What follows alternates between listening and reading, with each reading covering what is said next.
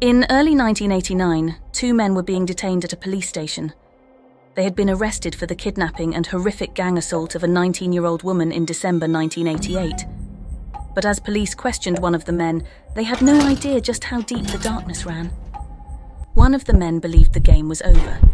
He thought his partner had already spilled the truth about a brutal murder, and in his panic, he made a fatal mistake. He confessed to something far more sinister than the police had expected. But there was a twist. This wasn't the murder they were questioning him about. The officers were investigating a different case, one involving the brutal killing of a woman and her 7-year-old son, just 9 days before the brutal crime. On March 29th, the police followed the man's directions, leading them to a hidden drum. Inside, they discovered the remains of a young woman who had suffered unimaginable torment. The grim truth came to light. She had been brutally murdered by the two men and their accomplices. The confession the man thought would save him from one crime only ensnared him in another, unraveling a web of horror that shocked the nation. The 5 men were all arrested, their dark secrets finally exposed.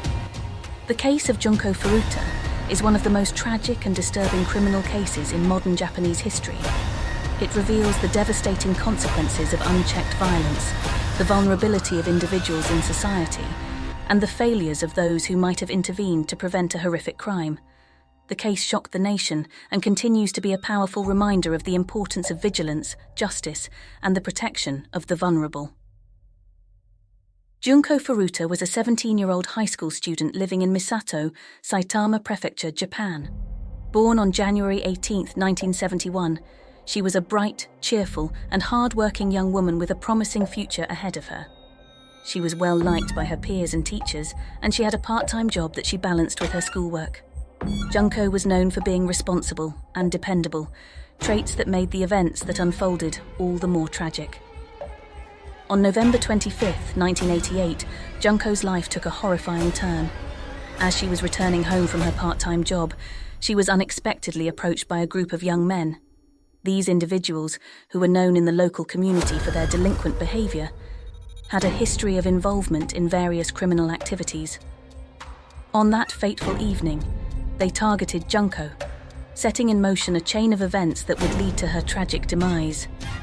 Under the pretense of offering help, one of the young men tricked Junko into trusting him. She was then led away from safety and taken to a location where she was held against her will. Over the course of the next 44 days, Junko was confined in a private residence, where she endured unimaginable suffering. The individuals responsible for her abduction and confinement inflicted severe physical and emotional pain on her, leaving her in a state of utter helplessness. Throughout this ordeal, Junko was kept isolated from the outside world.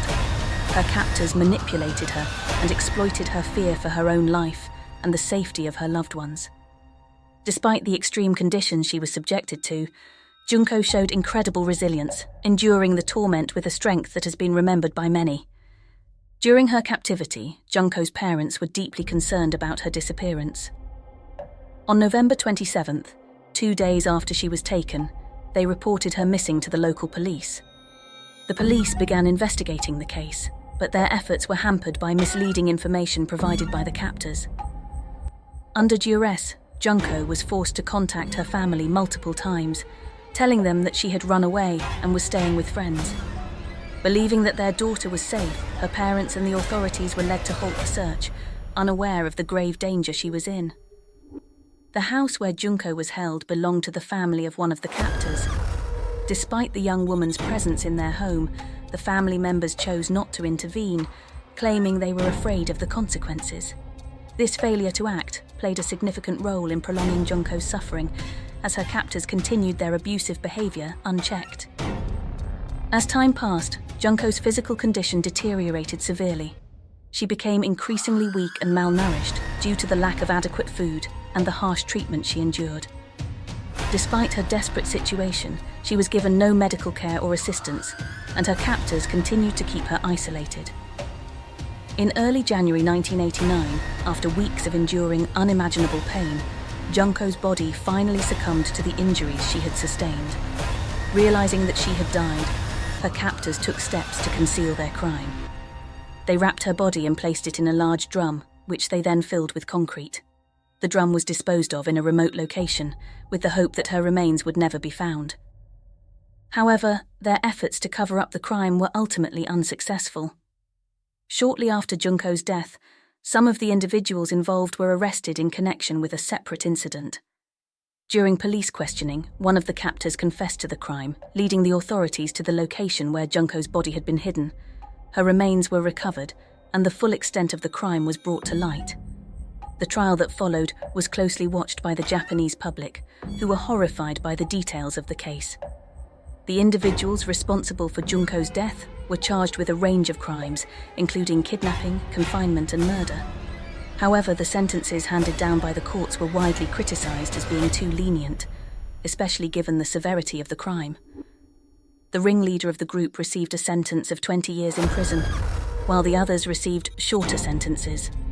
These verdicts sparked outrage and led to calls for stricter penalties for juvenile offenders and greater protections for crime victims. The case of Junko Furuta left a lasting impact on Japanese society. It highlighted the dangers of juvenile delinquency and the importance of community awareness and intervention in preventing such tragedies. It also raised important questions about the role of law enforcement, the justice system, and the responsibilities of individuals who witness or are aware of criminal activity. The public outcry that followed the case led to increased scrutiny of how crimes involving young offenders are handled and fueled ongoing debates about criminal justice reform. Junko Furuta's story is a heartbreaking reminder of the worst aspects of human behavior, but it also serves as a powerful testament to the need for justice and the protection of the vulnerable. Although her life was tragically cut short, her memory lives on as a symbol of the need for vigilance, empathy, and action in the face of cruelty and injustice.